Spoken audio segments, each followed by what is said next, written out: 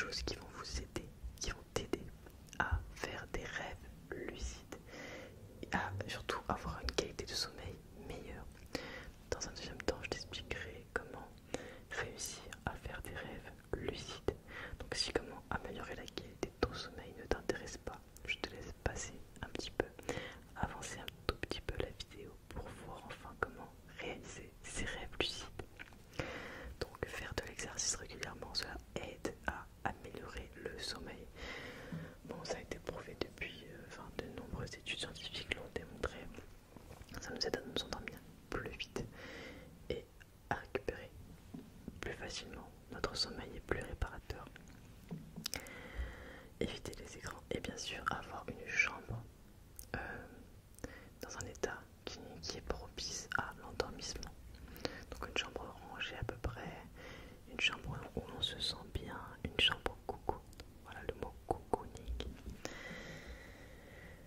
Alors, ensuite, que faut-il faire pour privilégier le fait d'avoir des rêves lucides? Déjà, il faut apprendre à se souvenir de ses rêves. C'est la chose primordiale pour commencer à pouvoir espérer faire des rêves lucides. Donc, c'est-à-dire que si dans la nuit on se réveille, on va avoir un petit carnet à côté de notre lit, pas un téléphone, non, parce que si vous avez un téléphone, vous risquez de ne plus vous rendormir, étant donné que les écrans nous réveillent. Donc, dans l'idéal, ce serait bien d'avoir un petit carnet à côté de notre lit, avec un stylo.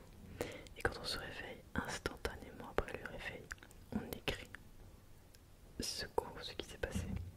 On ne cherche pas à analyser le rêve juste même au début. Écrivez juste des mots, pas forcément des phrases, même s'il n'y a pas de sens. Ce n'est pas grave, dans tous les cas c'est un rêve, il n'y a pas forcément de sens logique. Mais voilà, la priorité, c'est écrivez directement, instantanément. Parce que même si vous laissez passer que 5 secondes ou 10 secondes, il se peut que vous oubliez le rêve. Donc vraiment écrivez. Donc déjà il y a ça. Déjà peu à peu vous allez vous habituer à vous rappeler de vos rêves. C'est très intéressant déjà de savoir de quoi on rêve. Et des fois on se dit ah j'ai rêvé de ça parce qu'il s'est passé ça dans ma journée d'hier. Des fois il y a des raisons, des fois il y a des... Bon, il y a beaucoup de gens qui aiment analyser leurs rêves, etc. avec les symboliques qui sont présents dans le rêve. Donc déjà faire ce travail va nous aider à reconnaître les on va dire sujets, les thèmes de notre rêve. Quelles sont les grandes choses qu'on retrouve souvent dans nos rêves, parce que chaque personne est différente. Par exemple, pour certaines personnes, ça fait rêver qu'on se fait, à chaque fois qu'on rêve, on est en train d'être poursuivi par quelqu'un. Ou ça va être la guerre. Enfin, il y a des thèmes récurrents en général dans nos rêves qui sont liés à nos problématiques actuelles. Donc déjà, voilà. Donc là, on a tenir, on va dire, un carnet de rêves. Donc écrire nos rêves. Deuxièmement, analyser nos rêves, pas dans le sens analyser chaque symbole, mais analyser le thème général pour qu'ensuite, quand on sera dans notre rêve, on se dise il y a la guerre, c'est bizarre, ça me rappelle quelque chose, ça me rappelle mon ancien rêve, et qu'on comprenne qu'on est dans un rêve. Ensuite, autre point très important et qui m'a fait réussir à faire quelques rêves lucides. Alors, donc, faire des tests de réalité. C'est-à-dire que chaque jour, par exemple, si vous êtes vraiment déterminé à faire ça, alors je trouve que c'est intéressant de le faire au moins une fois dans sa vie. Parce que vous pouvez poser des questions même aux personnages de vos rêves. Vous pouvez faire tout ce que vous voulez, voler, sauter, courir super vite. Enfin, il n'y a plus de limite en fait à votre créativité lorsque vous contrôlez vos rêves. Donc ça c'est surtout que notre cerveau, pour notre cerveau il n'y a pas de différence entre un rêve et la réalité. Donc si vous passez un moment super positif entre guillemets dans votre rêve, vous vous éclatez et tout, ça peut que vous faire du bien. Donc test de réalité, comment s'y prendre? Alors il y a plusieurs façons de le faire, ça dépend des personnes.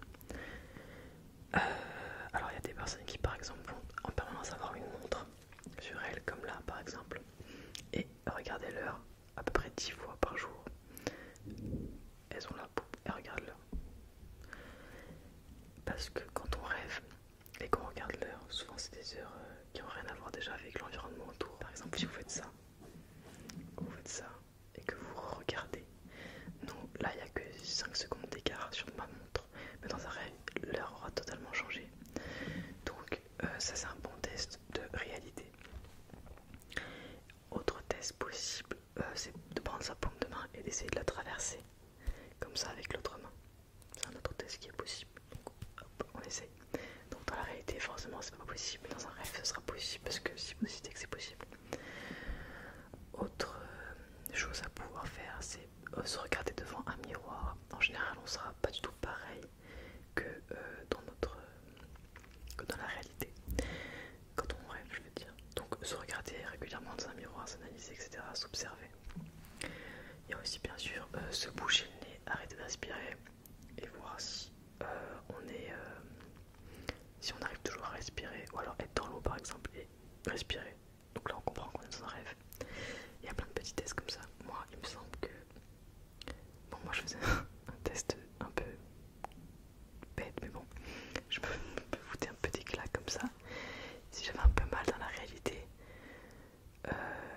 c'est que dans la réalité, si je rêvais, évidemment je n'avais pas mal du tout, donc ça c'était un très bon test. Donc voilà, mais bon, ne faites pas forcément ça, ça peut vous faire mal. Faites plutôt l'exercice, les autres exercices, je pense qu'ils sont plus safe. Donc voilà, au fur et à mesure en fait d'avoir cette habitude de tous les jours faire les mêmes gestes, regarder l'horloge 2 fois, vérifier, checker, etc. Vous verrez que naturellement dans votre rêve, vous le ferez aussi.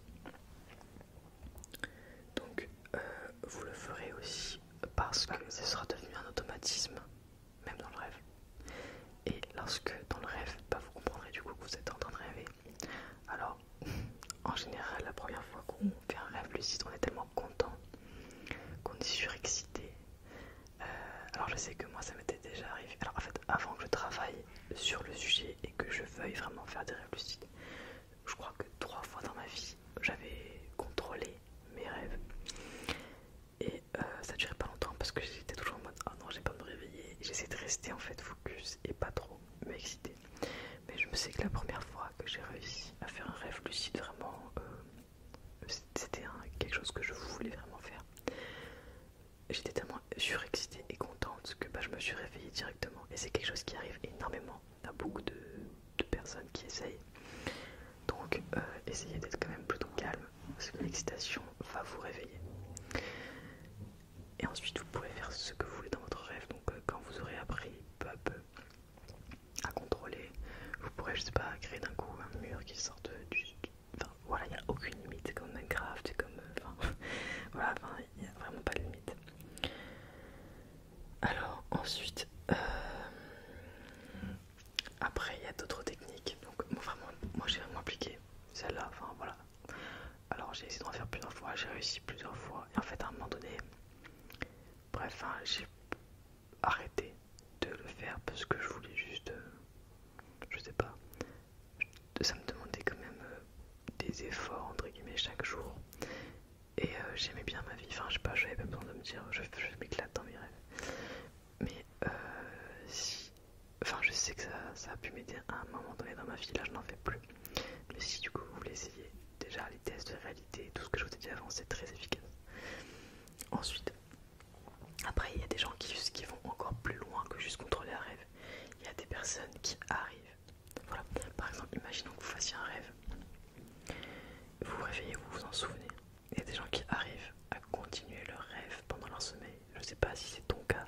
Dites-le moi dans le commentaire si c'est ton cas, ça me ferait... Enfin, ça m'intéresse de savoir. Ça m'est jamais arrivé par contre de continuer un rêve, c'est très compliqué, enfin je trouve pour moi. Et il y a des gens du coup qui se réveillent, qui se rappellent un peu de leur rêve et qui repensent à leur rêve et qui se rendorment en continuant leur rêve. Ça je trouve ça fou. Donc ça arrive quand même. C'est une technique qui est en gros de se dire avant de s'endormir, je vais faire un rêve lucide cette nuit. C'est un peu comme le méthode Coué en fait. Enfin, vous vous persuadez que vous allez réussir pour que vous réussissiez. C'est comme un mantra que vous répétez chaque soir avant de dormir. Ça va créer en fait, ça va faire une prophétie auto-réalisatrice. Ça va créer en fait ce que vous demandez.